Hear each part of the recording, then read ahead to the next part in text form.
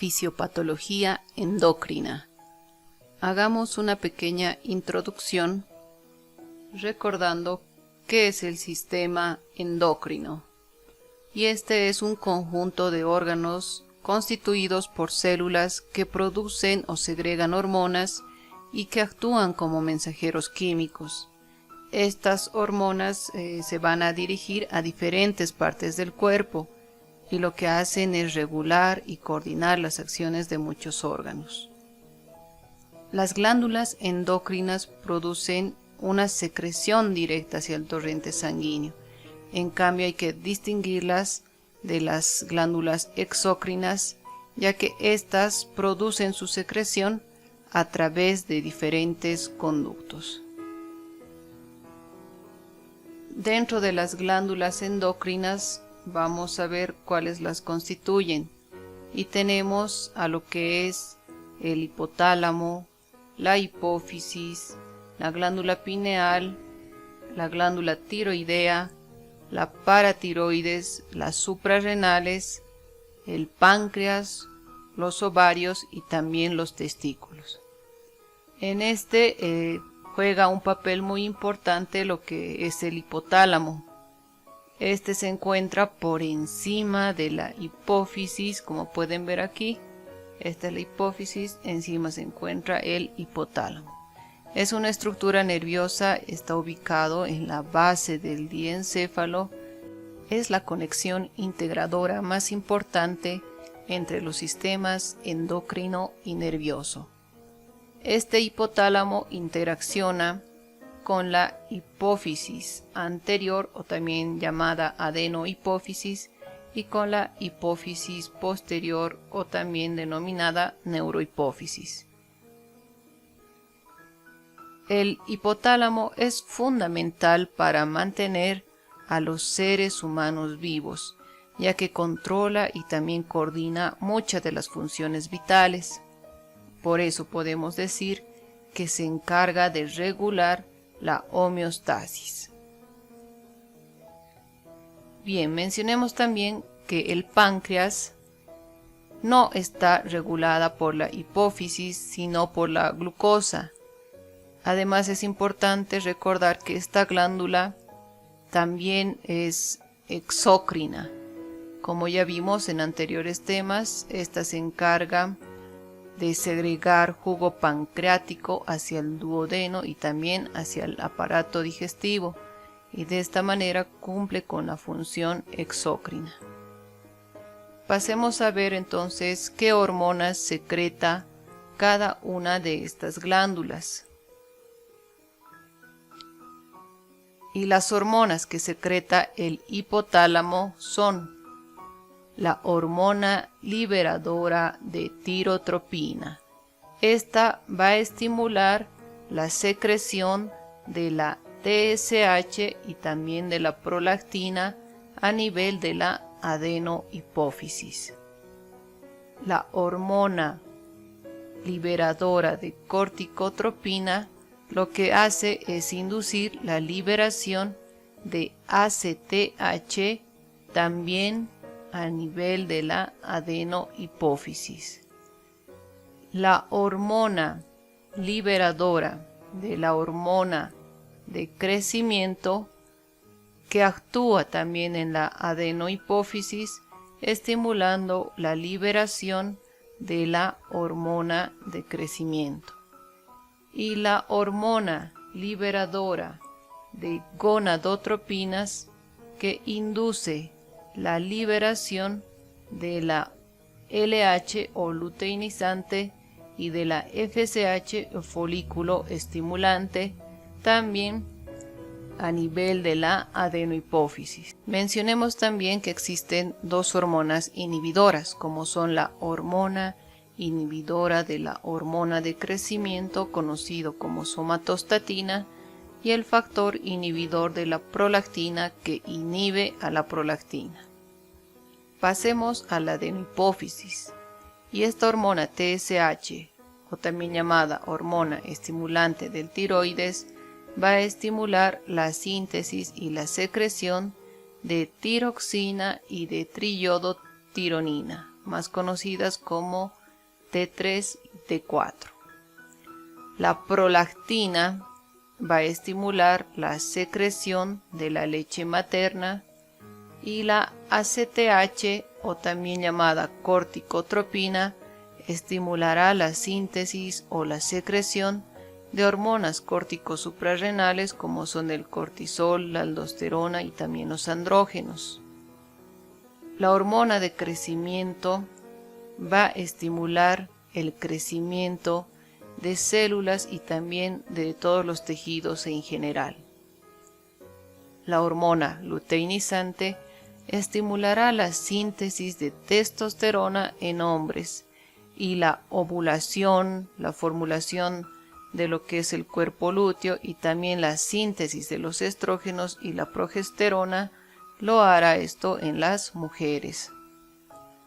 Y la folículo estimulante va a estimular el crecimiento de los folículos ováricos en mujeres y la maduración de espermatozoides en el hombre. Pasemos a ver la neurohipófisis. Y produce dos hormonas como son la ADH, o también llamada hormona antidiurética o vasopresina, que lo que hace es retener agua en los túbulos colectores del riñón. Y la oxitocina, esta va a estimular la contracción del útero en mujeres durante el parto y también la eyección de lo que sería la leche materna. Esta glándula pineal va a secretar también la melatonina. Veamos a la glándula tiroides. Y esta secreta, como hemos visto, hormonas T3 y T4. Estas regulan el metabolismo del organismo, así como también esta glándula tiroides va a secretar la calcitonina, que favorece el depósito de calcio en huesos y reduce la concentración del calcio a nivel extracelular. Veamos a las glándulas suprarrenales que están por encima de los riñones. En su corteza vamos a mencionar que se van a secretar los corticosteroides, como son el cortisol, la aldosterona y también los andrógenos. Y en su médula suprarrenal se van a secretar lo que son las hormonas catecolaminas. En este caso hablamos de la adrenalina y también de la noradrenalina, que tienen efectos de estimulación del sistema nervioso simpático. Los ovarios en mujeres van a secretar estrógenos y progesterona, que están relacionados con las funciones sexuales femeninas. Los testículos van a secretar la testosterona y el páncreas, en su función endocrina, secretará insulina por parte de las células beta. Lo que va a hacer entonces va a ser regular el paso de glucosa hacia el interior de las células, y también va a secretar glucagón, esto por parte de las células alfa, que incrementan la síntesis y la liberación de glucosa desde el hígado hacia los fluidos corporales. Bien, dentro de las diferentes patologías que se presentan en el sistema endocrino, vamos a mencionar primeramente lo que es el hipotiroidismo. Recordemos nuevamente que la hormona TRH es la que estimula a la TSH, y esta a su vez va a estimular la secreción de las hormonas T3 y T4. Entonces, el principal objetivo de esta glándula tiroides es lograr la síntesis de estas hormonas tiroideas en sangre. El hipotiroidismo lo vamos a definir como la disminución de actividad funcional de la glándula tiroides y también el descenso de la secreción de las hormonas tiroideas como son la T3 y la T4. Entonces existen dos tipos de hipotiroidismo. Tenemos al primario y tenemos al secundario. En el hipotiroidismo primario es cuando hay una falla dentro de la glándula tiroides, de tal forma que la síntesis de las hormonas tiroideas T3 y T4 estarán deficientes. Y en el hipotiroidismo secundario es porque va a haber una falla a nivel del eje hipotálamo-hipofisario. Veamos las causas del hipotiroidismo primario. Y una de las principales causas van a ser aquellas de etiología autoinmune, como la enfermedad de Hashimoto.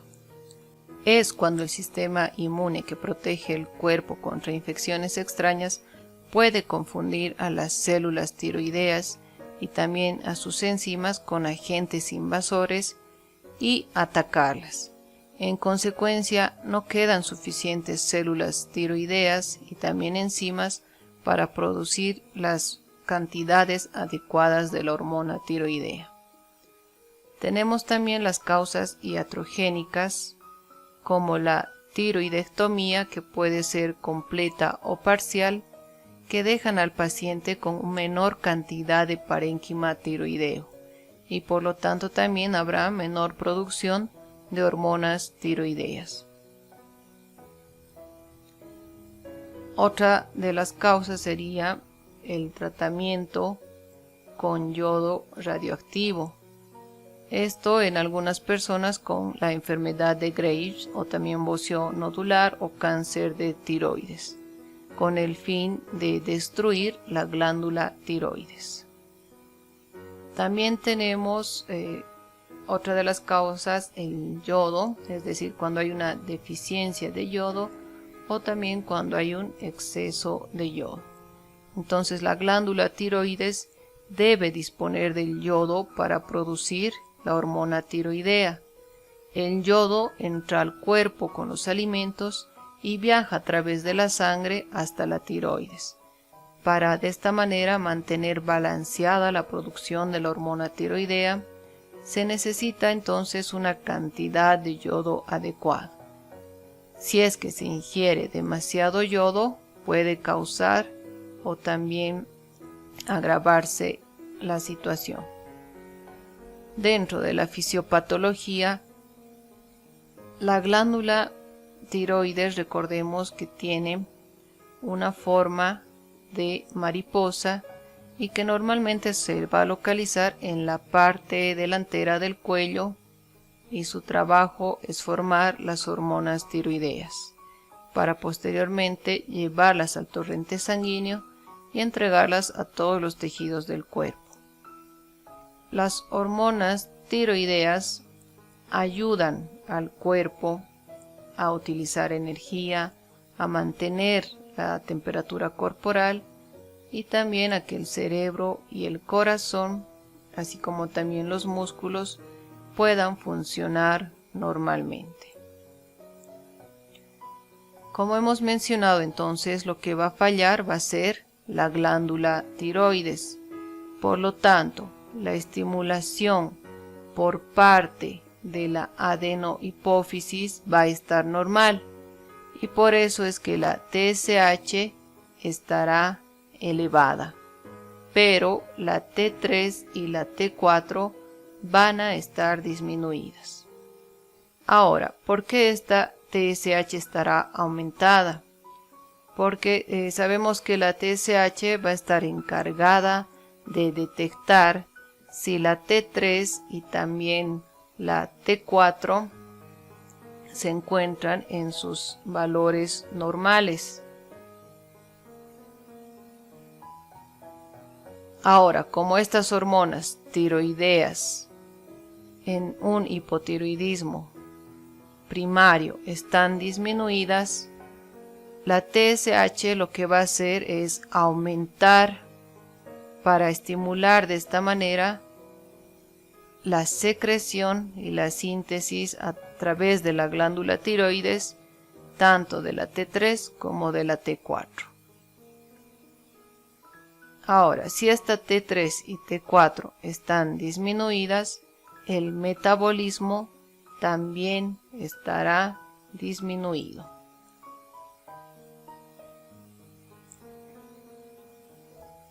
Pasemos a ver las causas del hipotiroidismo secundario. Ya sabemos que es cuando hay una falla a nivel del eje hipotálamo-hipofisario. Dentro de las principales causas tenemos el tumor hipofisario, la necrosis hipofisaria posparto y los tumores no hipofisarios.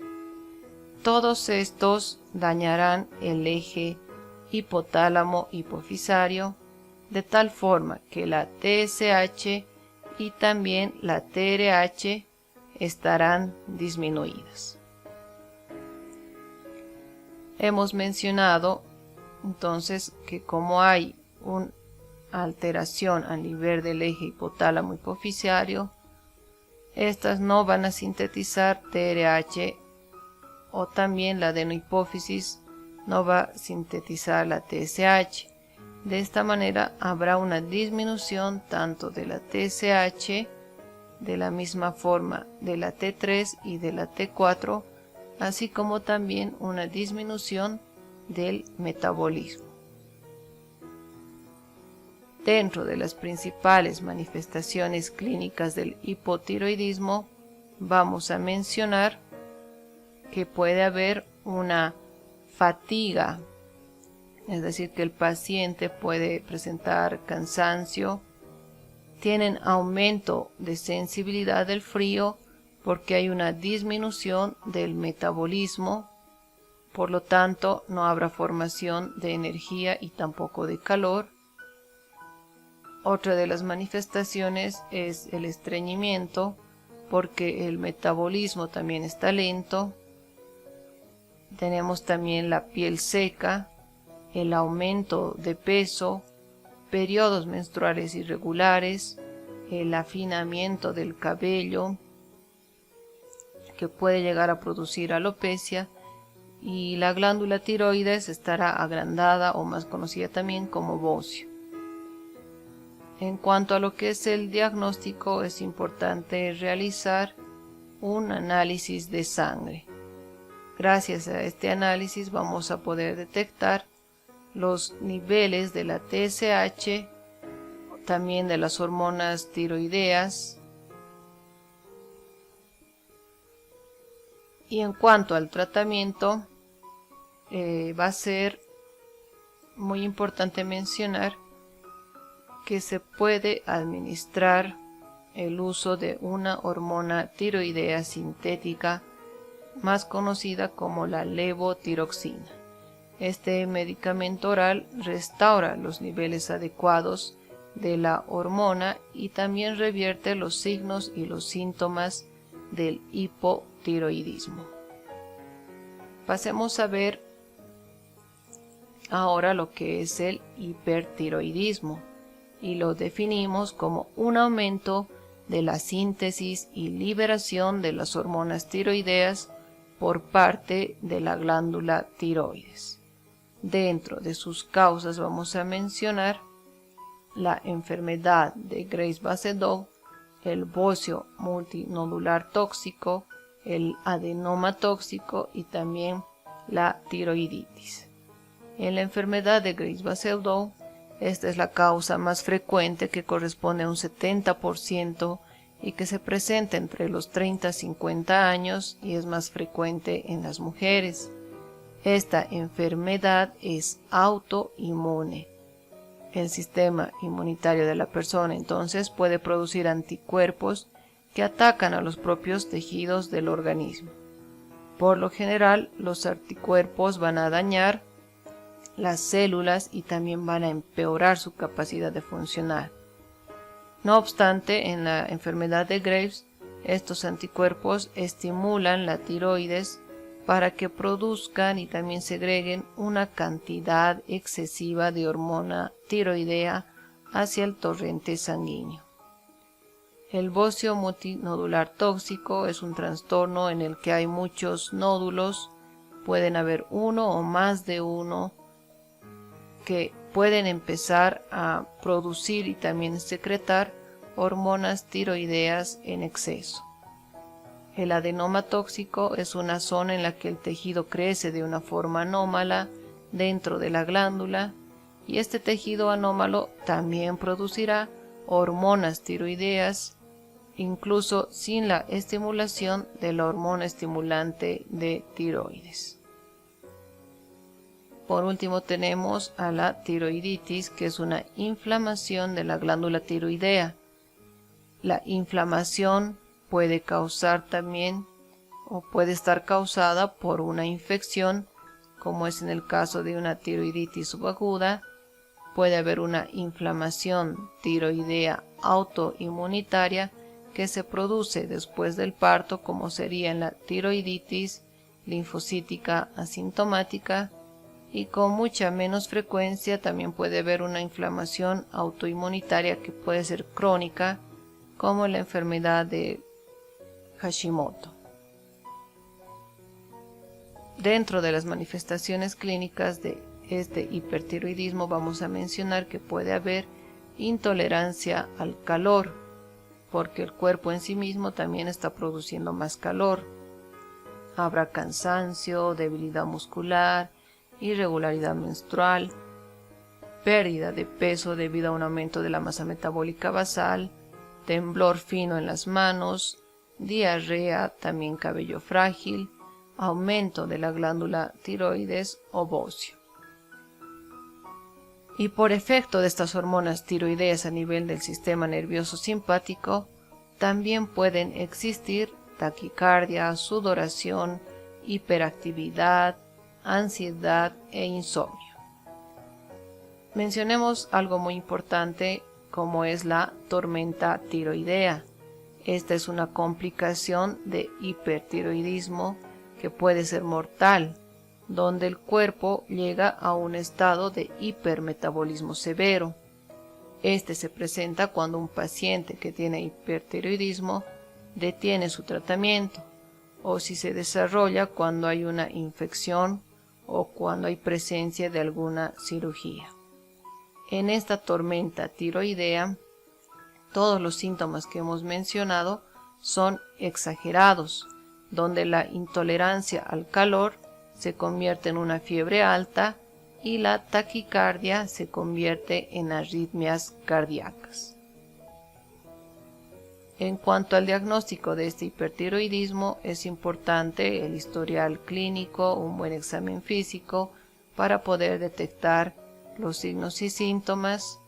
También un análisis de sangre, donde ya hemos mencionado se puede verificar los valores de la hormona tiroxina, es decir, de las hormonas tiroideas, también de la TSH. Se puede realizar una prueba de captación de yodo radioactivo, así como también una gammagrafía de tiroides. Por último tendríamos la ecografía de la tiroides, que nos permitirá detectar nódulos tiroideos. En cuanto al tratamiento, este va a variar según la causa, pero generalmente puede involucrar fármacos como los beta bloqueadores para tratar síntomas inmediatos, las drogas antitiroideas para bloquear la producción de hormonas tiroideas, la terapia con yodo radioactivo, que puede ser usada para destruir la función tiroidea, pero debe estar seguida también de una terapia hormonal de reemplazo. En casos más severos se procederá a una resección quirúrgica de la glándula tiroides. Diabetes insípida. Recordemos que la hormona antidiurética o vasopresina es una hormona producida por el hipotálamo, sintetizado en los núcleos supraóptico y paraventricular y secretada por la neurohipófisis. La ADH o vasopresina tiene dos funciones importantes, como osmorregulador y como regulador de la presión arterial. Como osmorregulador, su principal función, como su mismo nombre lo dice, es la regulación de la osmolaridad plasmática. Esto lo logra aumentando la permeabilidad al agua de las células en los túbulos distales y en los conductos colectores, y esta acción también es mediada por receptores. Y como regulador de la presión arterial, produce vasoconstricción, para de esta manera ayudar a regular la presión arterial. La diabetes insípida es una enfermedad producida por la deficiencia absoluta o relativa de hormona antidiurética y se caracteriza porque los pacientes pueden presentar polidipsia y también poliuria. Como parte de un funcionamiento normal del cuerpo, esta hormona se produce en el hipotálamo y se almacena en la glándula pituitaria. Después de estos dos pasos en el cerebro, la vasopresina se libera dentro del cuerpo para regular las cantidades de agua en el cuerpo. Entonces actuará sobre los riñones para reabsorber el agua filtrada y así evitará su eliminación en la orina.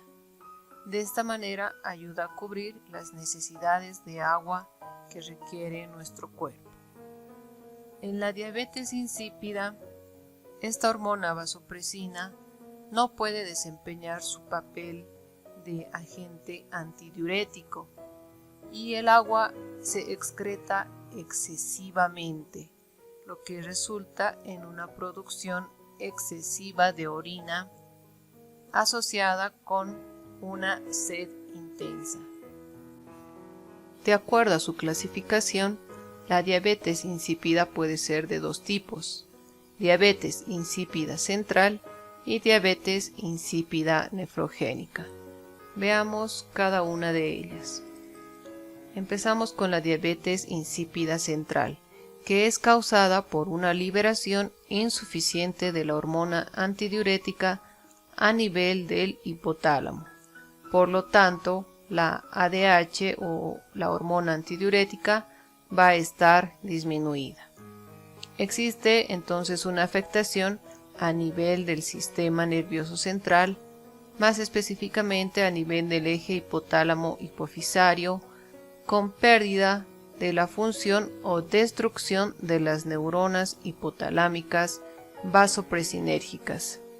Esto impide que se produzca y que se secrete la hormona ADH.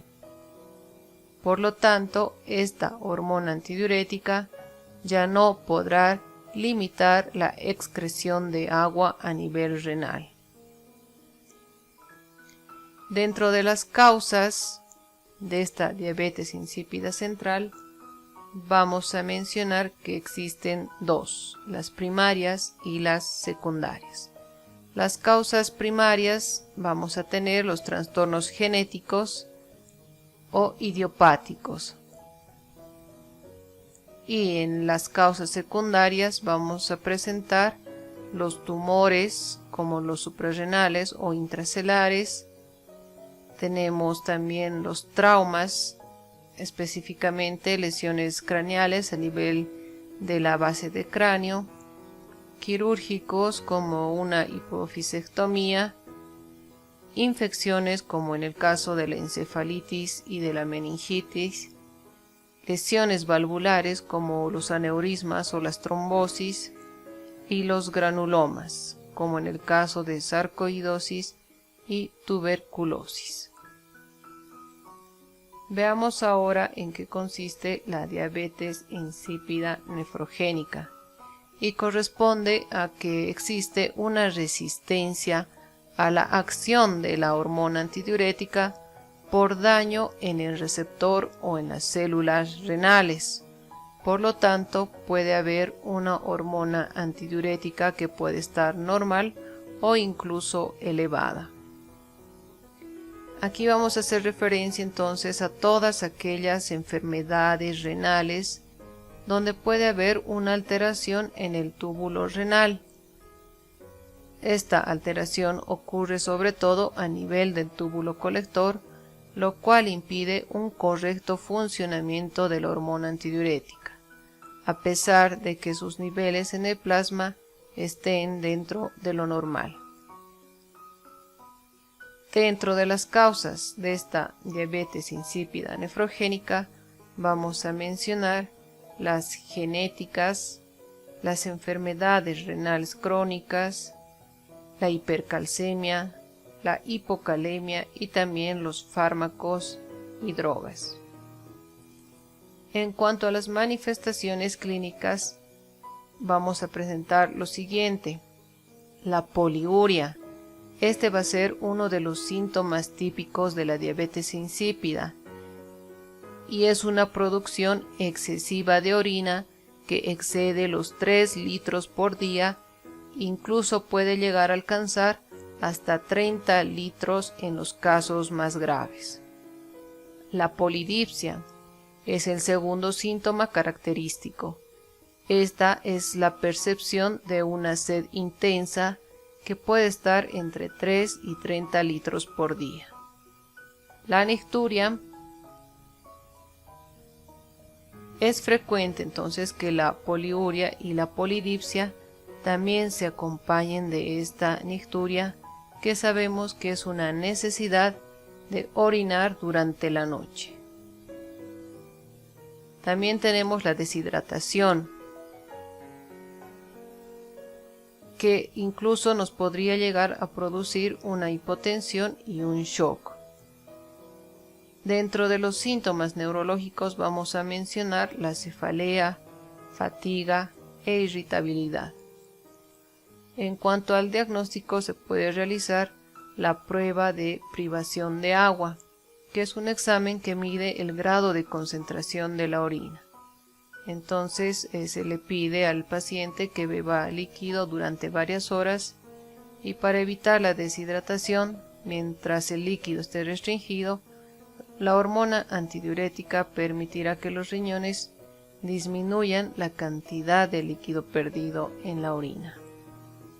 Mientras se va reteniendo este líquido, entonces se van a medir los cambios en el peso corporal, la producción de orina y también la concentración de orina y sangre. Tenemos también dentro de las pruebas de imágenes por diagnóstico la resonancia magnética, que nos permitirá detectar anomalías en la hipófisis o cerca de ella. Y por último tenemos el análisis genético.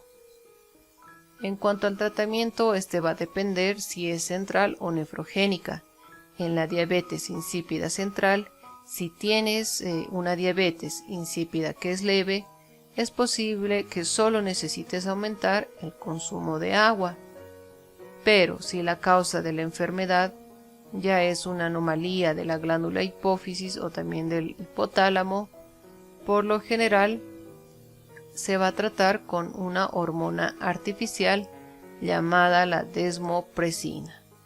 Este medicamento reemplaza la hormona antidiurética que falta y por lo tanto también disminuye la micción. En cuanto a la diabetes insípida nefrogénica, dado que los riñones no responden adecuadamente a esta hormona, es necesario recomendar una dieta hiposódica, es decir, baja en sal. Esto para ayudar a reducir la cantidad de orina que producen tus riñones. También es necesario beber suficiente agua, esto para evitar que exista una deshidratación. El tratamiento farmacológico va a realizarse con lo que es la hidroclorotiazida.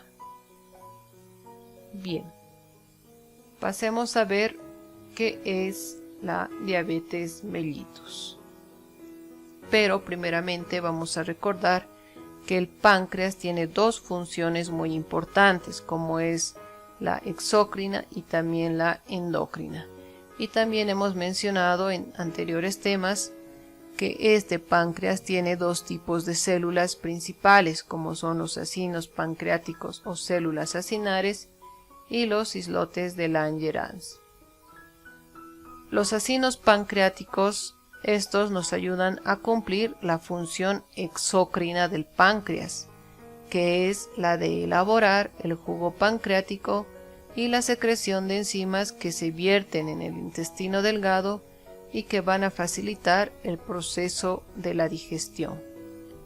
En cambio que estos islotes de Langerhans nos ayudarán a la función endocrina, ayudando en la secreción de insulina, de glucagón y también de somatostatina, que ayudarán a la regulación de los azúcares corporales o de la glucosa dentro de nuestro organismo. Ahora nos centraremos en lo que es la función endocrina y mencionamos que estos islotes tienen tres tipos de células, como son las células alfa, células beta y células delta. Las células alfa constituyen alrededor de un 25% del perímetro de estos islotes y se encargan de la síntesis del glucagón. Las células beta constituyen un 60% y sintetizan lo que es la insulina. Y las células delta constituyen un 10%, sintetizan lo que es la somatostatina. Todas estas células nos ayudan a mantener un equilibrio de niveles de glucosa dentro de la sangre. ¿Y cómo lo van a lograr esto? De la siguiente manera. El glucagón estimulará la producción de glucosa por el hígado, aumentando así la glucosa en sangre. Entonces, si es que una persona no consume por un tiempo cantidades de azúcar o glucosa para su organismo, dejará a las células sin nutrientes. En este momento es donde el páncreas se va a percatar de esto y gracias a sus células alfa va a sintetizar el glucagón para que pueda viajar hacia el hígado. Este hígado entonces va a metabolizar las cantidades de glucosa que se encuentran almacenadas en forma de glucógeno dentro del mismo hígado, para que esta glucosa posteriormente pueda ser utilizada en todos los tejidos periféricos y para que las células no se queden sin nutrientes. La insulina se encargará de permitir la incorporación de la glucosa de la sangre hacia las células, es decir, que disminuye los niveles de glucosa en sangre, y podemos decir entonces que tiene una función antagonista a la del glucagón. En cambio, la somatostatina inhibe la secreción de la insulina y el glucagón. En la fisiopatología de la diabetes mellitus vamos a hacer más énfasis en las células beta. Pero veamos primeramente cómo es la función de la insulina. Si una persona consume alimentos que contengan glucosa, es decir, que sea rica en azúcar, esta se ingiere por vía oral, bajará por el esófago hacia el estómago y posteriormente llegará hacia el intestino, donde es degradado en forma de moléculas de glucosa, las cuales se absorben hacia el torrente sanguíneo, donde van a ser almacenadas. Cuando hay una elevada glucosa en sangre, inmediatamente va a actuar el páncreas, que gracias a sus células beta comenzarán a sintetizar la insulina hacia el torrente sanguíneo. Esta insulina no actuará directamente con estas glucosas, sino que va a actuar con células que se encuentren cerca de lo que es el sistema circulatorio. Entonces esta insulina va a buscar en estas células a los receptores de insulina a los cuales se va a acoplar y va a producir una reacción química dentro de la célula, lo que llegará a que se pueda aperturar los canales que van a permitir el paso de todas las moléculas de glucosa. Entonces, como ven aquí, primeramente los canales estaban cerrados, pero una vez que esta insulina se acopla a su receptor, permiten la apertura de los canales para que puedan pasar nuestras moléculas de glucosa que se encontraban en esta sangre hacia dentro de la célula. De esta manera, la glucosa que se encontraba en la sangre quedará regulada. Bien, no olviden que la función de la insulina es permitir el paso de la glucosa hacia dentro de la célula. Pasemos a ver en qué consiste esta diabetes mellitus. Y es un grupo de enfermedades metabólicas caracterizada por hiperglicemia, la cual es resultado de defectos en la secreción de insulina, así como también defectos en su acción. Dentro de la clasificación tenemos dos tipos de diabetes, la diabetes mellitus tipo 1 y la diabetes mellitus tipo 2. Veamos en qué consiste la diabetes mellitus tipo 1. Esta se refiere básicamente a que va a existir una enfermedad autoinmunitaria caracterizada por la destrucción de las células beta que generan una deficiencia absoluta de la insulina. Recordemos que al decir que es inmunitaria es porque el sistema inmunológico del organismo reconocerá a las células beta como agentes agresores, produciendo de esta manera daño en el parénquima pancreático y provocando la muerte de las células beta, para posteriormente producir una deficiencia de la insulina y un incremento de la glucosa en sangre.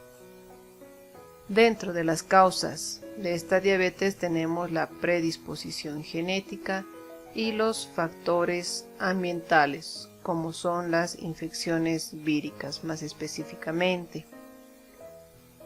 Esta diabetes mellitus tipo 1 se va a producir como consecuencia de la interacción entre los factores genéticos y los factores ambientales, los cuales conducen a una destrucción del páncreas. Es decir, el páncreas es destruido por las propias defensas que lo reconocen como un órgano extraño. La destrucción del páncreas va a producir una falta de insulina y en consecuencia la glucosa no puede ser introducida al interior de las células, aumentando de esta manera la concentración en sangre. En cambio que la diabetes mellitus tipo 2, esta diabetes se refiere a que va a existir una resistencia a la insulina y una disfunción de células beta, produciendo también una deficiencia de la insulina. Al haber una disfunción de células beta, estas no podrán reconocer cuando haya niveles elevados de glucosa. Cuando la glucosa se encuentra en la sangre, no podrá pasar hacia dentro de las células porque la insulina no podrá acoplarse a su receptor, ya que éste presenta una resistencia. De esta forma, entonces la insulina no cumple con su función.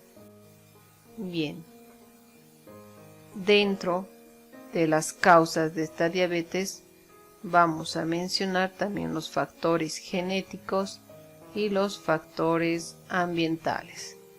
Dentro de los factores ambientales tenemos principalmente a la obesidad y al sedentarismo.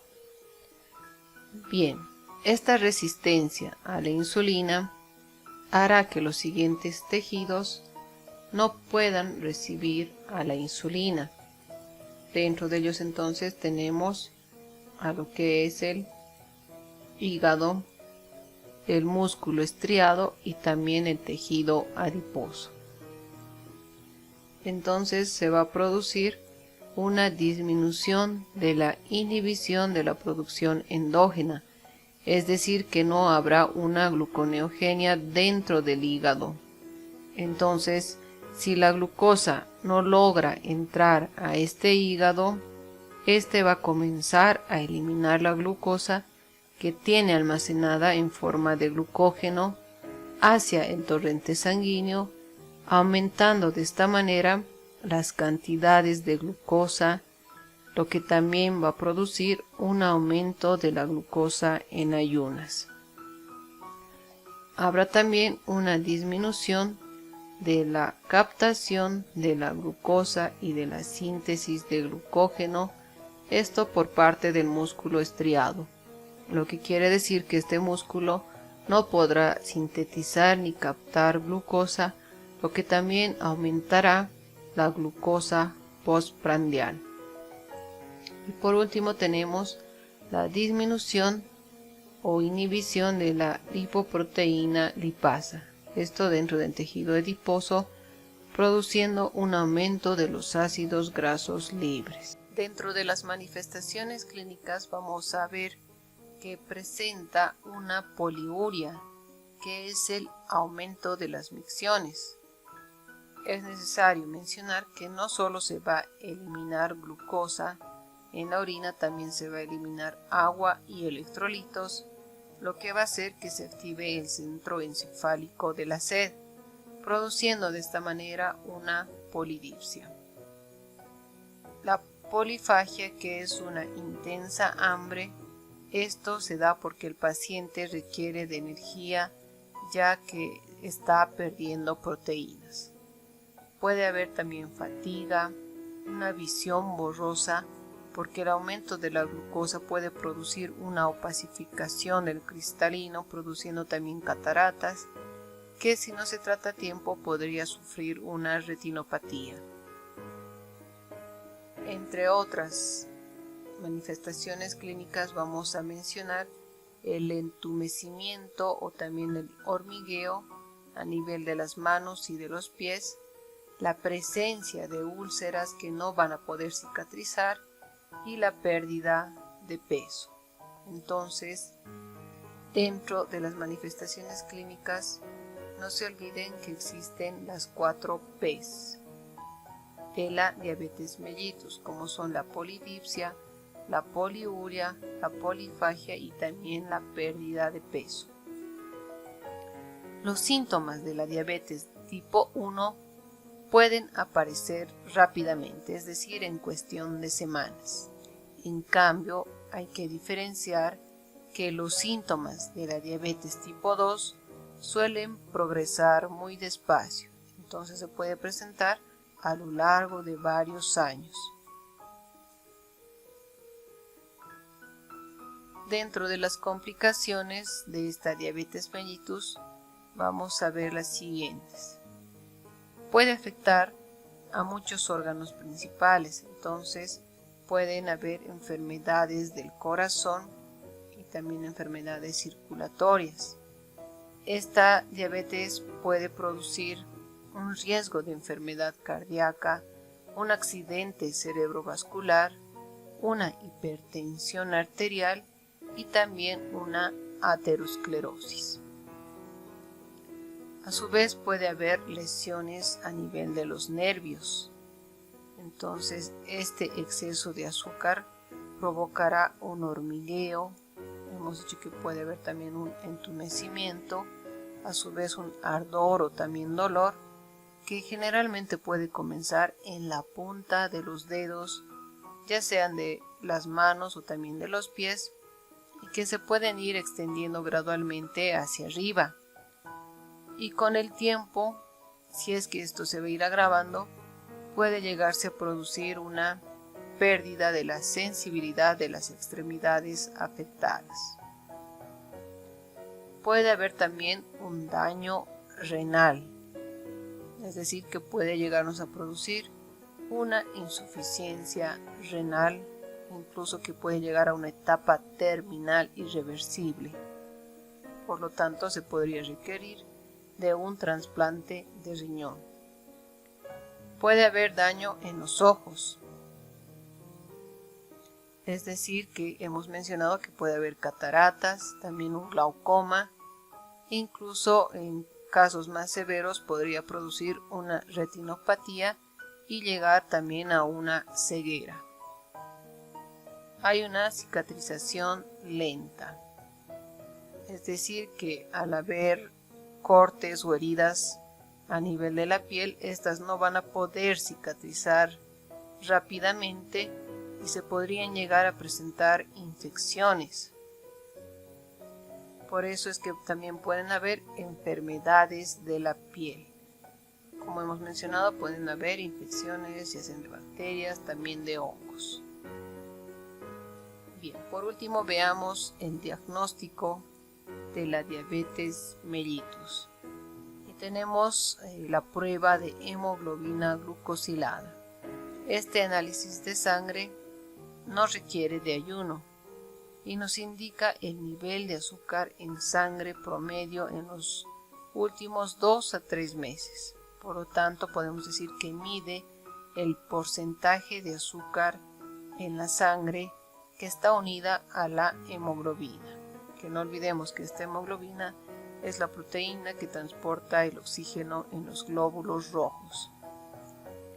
También se puede realizar una prueba de azúcar en sangre en ayunas. Esta se tomará una muestra de sangre después de ayunar durante una noche.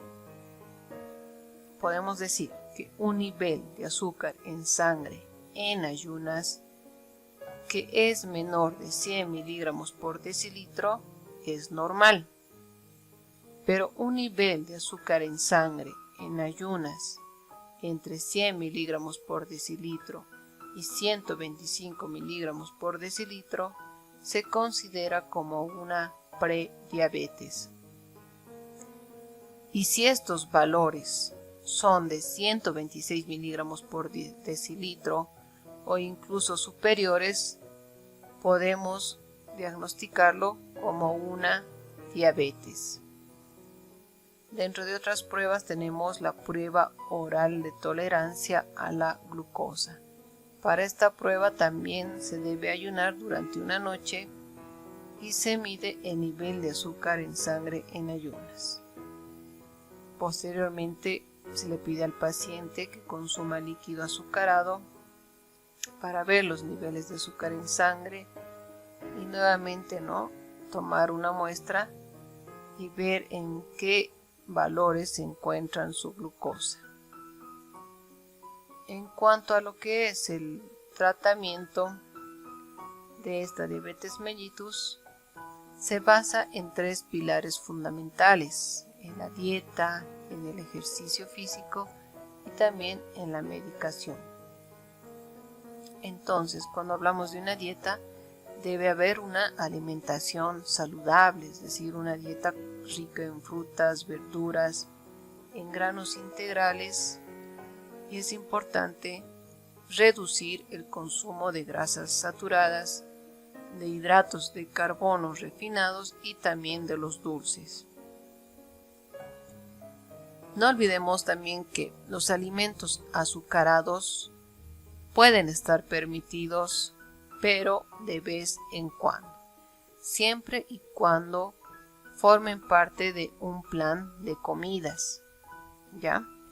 Ahora, la actividad física, es importante realizar un ejercicio rutinario diario porque este también disminuye el nivel de azúcar en sangre. Y por último tenemos los tratamientos farmacológicos, como es el caso de la insulina. Este es el único tratamiento para la diabetes tipo 1. Pero en la diabetes mellitus tipo 2, la terapéutica es un poco más amplia. En este caso, no siempre se precisa de la administración de insulina. Entonces, si es que adoptas un estilo de vida que es saludable y también haces un buen ejercicio y controlas tus niveles de glucosa, estos valores de glucosa pueden llegar a normalizarse. Pero si es que esto no ocurre, tendrás que recurrir al tratamiento farmacológico por vía oral, como en el caso de lo que serían las biguanidas y las sulfonilurias. Estas son las más utilizadas, ¿no? Dentro de las biguanidas vamos a mencionar a la metformina, que actúa reduciendo la liberación de glucosa de hígado. Y dentro de las sulfonilurias tenemos a la glibenclamida. Por último, vamos a pasar a ver las principales manifestaciones en las enfermedades endocrinas metabólicas. Ya hemos visto algunas de las manifestaciones, como en el caso de la poliuria, que sabemos que es una emisión de volumen de orina superior al esperado. Tenemos la polidipsia, que es la necesidad de beber con frecuencia y abundantemente. La polifagia, que es un síntoma clásico de la diabetes mellitus y que consiste en el incremento del apetito. Puede haber también alteraciones en el peso, ya sea un incremento o un descenso del peso corporal, que por lo general ocurre cuando una persona consume más o menos calorías de las que el cuerpo necesita o utiliza. Este caso suele ocurrir en el caso de lo que sería el síndrome de Cushing o también del hipotiroidismo. La obesidad, esta es la acumulación excesiva de grasa o hipertrofia general en el tejido adiposo en el cuerpo.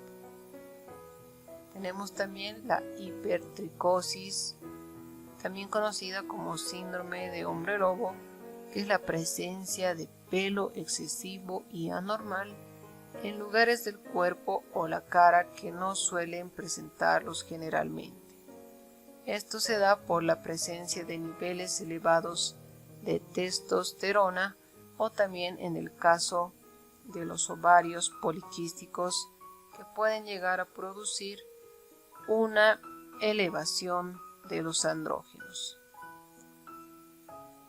El hirsutismo es el crecimiento excesivo de vello, principalmente en mujeres en zonas en las que no suele producirse, por ejemplo en el labio superior, en la barbilla, también en el cuello, a nivel del tórax. Este caso se da principalmente cuando hay una alteración en la hipófisis o también en las glándulas suprarrenales, que pueden llegar a producir una producción excesiva de estos esteroides que son masculinizantes. El enanismo, que no es más que la estatura baja, a lo contrario que sería el gigantismo. Esta es una enfermedad hormonal causada por la excesiva secreción de la hormona del crecimiento. Esto durante la edad del crecimiento. La galactorrea es un proceso benigno que consiste en la secreción láctea de la glándula mamaria fuera del periodo de la lactancia. Y finalmente tenemos a la ginecomastia, que es el agrandamiento patológico en una o en ambas glándulas mamarias, pero en el hombre. Este trastorno se suele presentar o puede estar asociado a una hiperprolactinemia.